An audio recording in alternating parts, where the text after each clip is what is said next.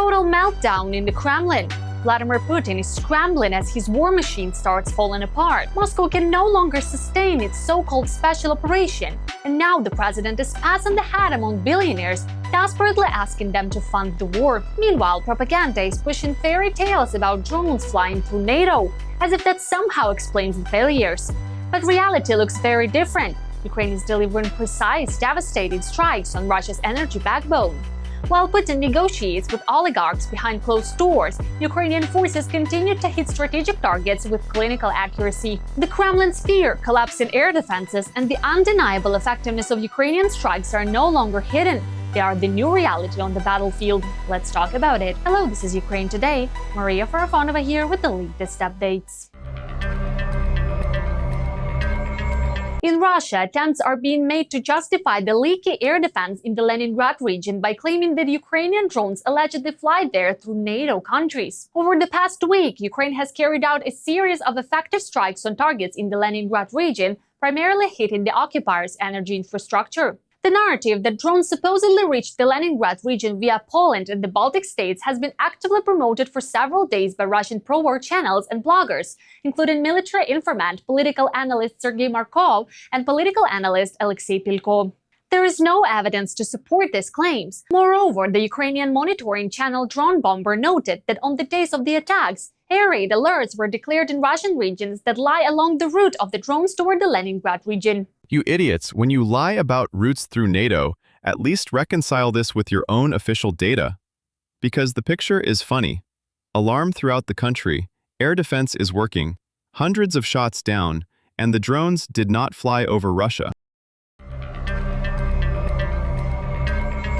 Putin is squeezing money out of businessmen for the war. This was reported by The Bell. The meeting between Vladimir Putin and business leaders took place after the Congress of the Russian Union of Industrialists and Entrepreneurs. According to sources, Putin discussed continuing the war and its financing with oligarchs. He said, "We will keep fighting and we will go to the borders of Donbass," after which he proposed that businessmen make voluntary contributions to the budget. One source said the idea to tap business in difficult times came from Igor Sechin, who outlined it in a letter to Putin. Some businessmen responded immediately. So is the situation really that bad? Are these the final moves before collapse? While Vladimir Putin is busy gathering billionaires to chip in for the war, Ukrainian drones are doing their own fundraising, collecting hits on Russia's most critical infrastructure. The Kirishi oil refinery, one of the largest in the Leningrad region, has been forced to halt operations after precise Ukrainian strikes sparked fire across multiple sections of the facility. According to Reuters, the damage is serious enough to stop oil processing altogether. Insiders say 2 major processing units and several auxiliary installations went up in flames.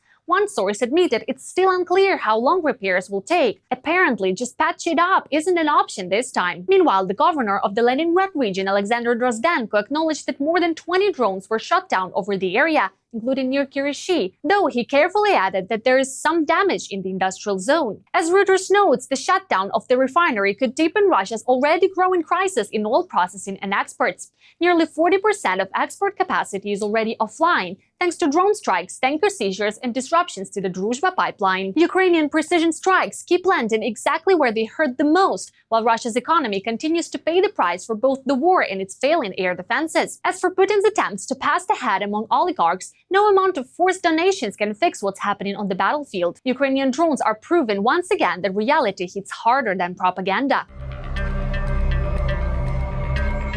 A second Russian oil port in the Baltic is already on fire, this time Ust-Luga. This is how Ukraine responds to Russia's barbaric shelling of residential buildings, historical sites, and energy infrastructure. For comparison, in Russia, Ukraine is destroying assets that fund Putin's war budget, while in Ukraine, the Kremlin's army is killing civilians. All the details ahead.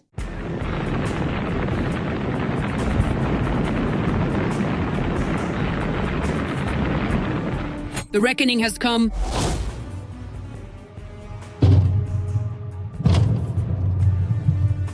Belgorod, as usual, is held responsible for yet another barbaric strike against Ukrainian civilians. As a result of the retaliatory missile strike, 450,000 residents of the region were left without electricity. At night, the armed forces of Ukraine carried out another massive missile strike on the energy facilities of the city of Belgorod. Simultaneously, at night, about 450,000 people were left without power. Residents of Belgorod and the Belgorod district, as well as the Shebekino and Yakovlevsky urban districts. Explosions were also heard in occupied Donetsk. About 400 attack drones targeted Russian facilities in a single night. So I came home and this is what I saw. You can see the fire right from here. The largest retaliatory strike hit the Leningrad region. It's still burning. Really badly. At the same time, air defense systems are operating in Vyborg, not without consequences for the locals. There, drone debris crashed into a building near the branch of the Federal Security Service of the Russian Federation.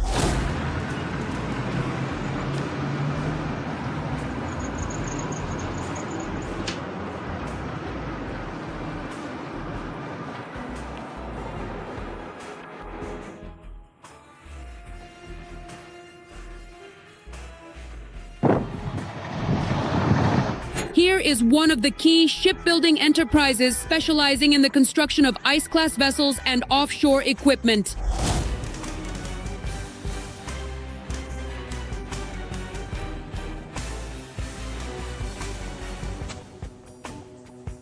In the port of Vyborg, after the attack by Ukrainian drones, one of the Russian ships is sinking. Judging by the photo, it is a patrol icebreaker designed for the border service of the Federal Security Service of the Russian Federation. Such an icebreaker costs about $300 million.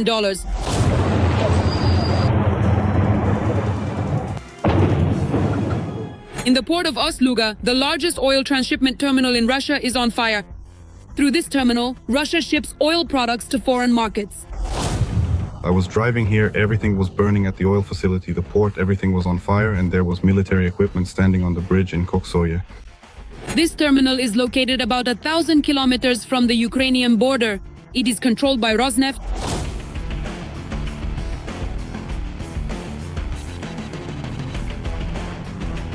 The Novatek Ust-Luga plant also processes stable gas condensate. This is already the second major raid on the region in recent days. Earlier, as a result of an attack, another large oil terminal in the port of Primorsk was damaged. The ports in Ust-Luga and Primorsk in the Leningrad region of the Russian Federation have stopped shipping petroleum products after strikes by the Ukrainian armed forces.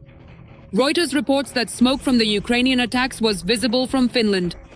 According to the agency, this was one of the largest attacks on Russia's oil facilities since the start of the full-scale war. Ukraine is doing everything it can to prevent Russia from profiting from the spike in oil prices caused by the war in Iran and Iran's closure of the Strait of Hormuz, through which about 20% of all global oil trade passes. The lifting of sanctions gives Putin the opportunity to earn billions to continue the bloody war in Ukraine. Drones continue to terrorize Russia's Leningrad region. Governor Alexander Drozdenko reported damage in an industrial zone in the Kirishi district. But that's far from all the bad news for the enemy. More details on the frontline situation are in this full military report. Drones continue to trouble Russia's Leningrad region. The governor reported that there is damage in the industrial zone of the Kirishi district. Telegram channels report that the targeted facility produces gasoline, diesel fuel, kerosene, fuel oil, and petrochemical products. According to the Ministry of Defense, a total of 125 UAVs were shot down over Russia. I think that Russia no longer has a way out of this situation because every day we are modernizing our military capabilities. These include drones, missiles, and drones with long and medium range. And in the same systematic way, we will now destroy their infrastructure just as they destroy ours every day. Thanks to UAV strikes, 40% of Russia's oil refining capacity has been knocked out, according to Reuters. It's probably not even 40% anymore. I think it's already approaching more than half. Because every day our strike drones are hitting their factories. In Krasnodar, in Crimea, across the entire territory of Russia. So soon they'll either be carrying diesel in their hands or in buckets, just like they used to. They'll be putting on their mittens, grabbing yokes, and hauling it themselves. The Russians are transferring a large amount of armored vehicles through Mariupol, as a result of which huge traffic jams have formed at the checkpoints between Donetsk region and the Russian Federation and back. BMPs, APCs, and tanks were moving toward the Zaporizhzhia direction. They are constantly transferring reserves from Zaporizhzhia to Donetsk now. As with any tactics or strategy, is the enemy trying to find a weak spot at the junction of our units? A weak spot in order to try to break through and counterattack? The Russian Federation's spring offensive has already begun, according to Ukrainian military reports. Right now, the enemy is in active defense, trying to probe in the Donetsk direction, the Zaporizhzhia direction, and the Severodonetsk direction. There are enemy attempts. There were recent assault actions by the Russian Federation. There were about 10 tanks and armored vehicles there. Almost 1,000 specially trained personnel tried to advance. But starting at 4 a.m., our forces began streaming fire. They completely destroyed all the equipment. More than 1,000 people were lost in just 5 to 7 hours of fighting. That's why the Russian Federation suffers colossal, truly colossal losses every day. Russian drones are attacking American military bases. According to the Financial Times, Russia is transferring drones to Iran that can be used to strike American military bases. Today, it is difficult for America to admit the fact that the Ukrainian army and Ukrainian technologies are developing every day. With each passing day, Ukraine invents something new and immediately tests it in battles with the Russian Federation. And they demonstrate themselves as some of the best weapons. Do you understand? No other country in the world has such combat experience or is prepared to fight as professionally, correctly, and skillfully as Ukraine is fighting right now. And thanks to the fact that they dragged the war out for 4 years, now it's the 5th year, they have turned Russia into a professional army. A professional army that learns strategy and tactics from us, studies our forces and means with which we fight, and modernizes them. And now they are successfully, let's say, employing them in the war of Iran against America and Israel. Also in December, Tehran and Moscow signed an agreement for the supply of 500 portable Verba launchers and 2,500 missiles over the course of 3 years. Ukraine shocks the world again. A new groundbreaking development by Ukrainian military engineers allow enemy ships to be destroyed from deep underwater. This is Kronos, and we will show it to you. It is impossible to see, almost impossible to detect. If it locks onto a target, there is no time left to react.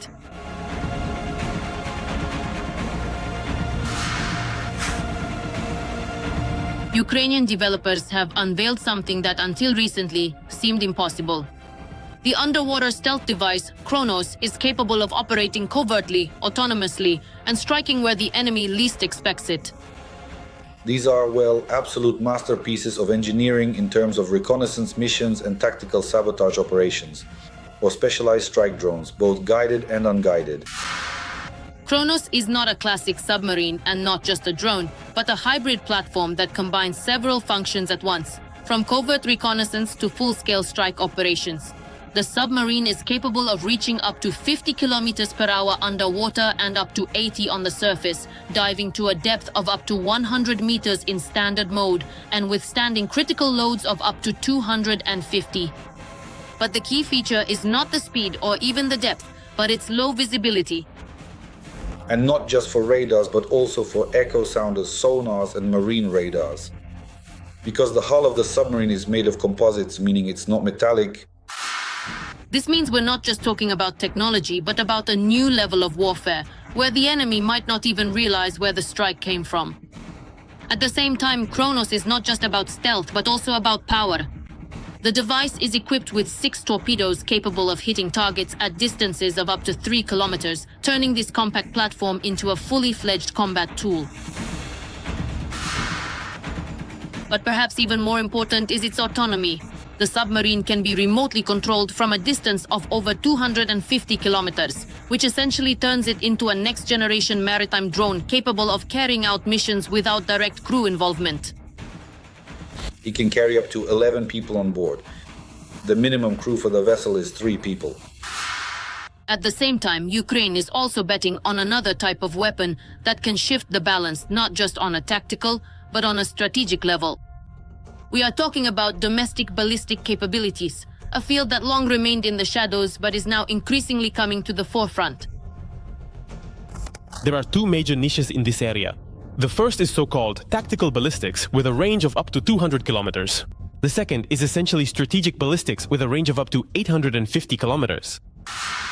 According to experts, Ukraine is already in the final stages of developing a whole range of ballistic solutions. This is not about a single project but several lines being worked on by different teams at the same time. This includes the so-called HROM complex. There is information that it is in the final stages of testing. This means that Ukraine may acquire a whole range of different ballistic missiles with ranges of up to 500 kilometers and up to 850 kilometers.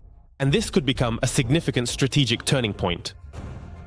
In fact, this means that not only frontline positions will be targeted, but also deep military facilities, depots, logistical hubs, and the infrastructure that supports the entire war effort. Russia is physically unable to shield its entire territory from such strikes, which means a vulnerability is emerging that did not exist before. If underwater Ukraine relies on stealth and surprise, then in the air it relies on range and the inevitability of the strike. Together, this forms a new model of warfare, where the decisive factor is not the quantity of equipment, but the ability to find the enemy's weak spots and strike where they are unprepared to defend. What do you think about the latest events? Share your opinion in the comments, like the video and subscribe to stay informed about the main headlines. See you soon!